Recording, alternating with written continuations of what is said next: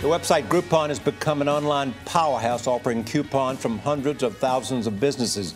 The idea sounded good to one man in Washington, D.C., who went into the waffle business. But now, as Rebecca Jarvis reports, the restaurant is closed and the owner is blaming Groupon. Just 3 months after its grand opening, Back Alley Waffles in Washington went belly up. Craig Nelson was its owner. We were basically starting a restaurant with no money, and we would have made it.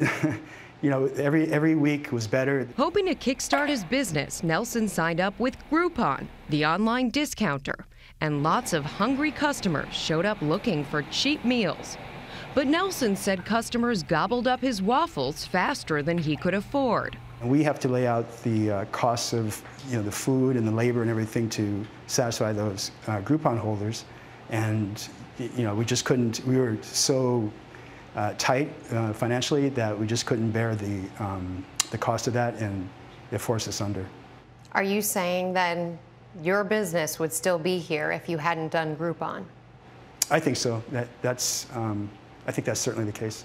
But Groupon said that's just not true. In a statement, the company says, "We scheduled his feature on his terms on a date he selected under a contract he reviewed and signed." Their comment to us is that the fine print laid it all out. Right. And I didn't read it carefully enough.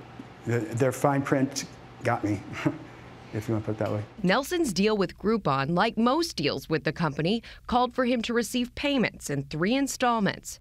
But by the time he'd received the second check, July 21st, Nelson said he had already run out of funds to keep the back alley open. More than 250,000 businesses have grown with Groupon, but Nelson says it didn't work for him. It attracted bargain hunters, not necessarily repeat customers. Plus, he was initially spending more than he was making, while he waited weeks for Groupon's checks to arrive. Groupon CEO Andrew Mason explained in 2010 how Groupon works. So it's very simple. You sign up for Groupon, and every morning you get an email that features a great local business. It could be a restaurant, it could be theater, 50% off, 60, 70% off or more. Discounts like those have been sending customers to the Superdog in droves. The Chicago drive-in has been run by the same family for 3 generations, and Groupon has been good for their bottom line. The first time we limited our Groupon redemption, our Groupon purchasing to 2,500. 1 month later, 5,000. The next month, 5,000 more. Each time we sold out in about 8 hours. 91% of Groupon customers have returned to merchants or intend to give them their business again. 51% of customers tell friends about the experience.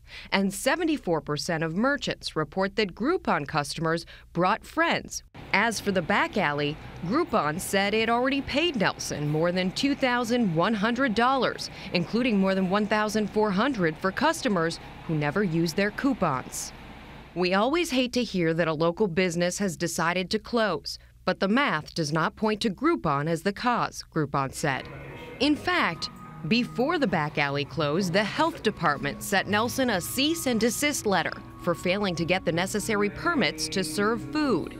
But Nelson insisted that wasn't why the back alley failed. What's next for you and for your business?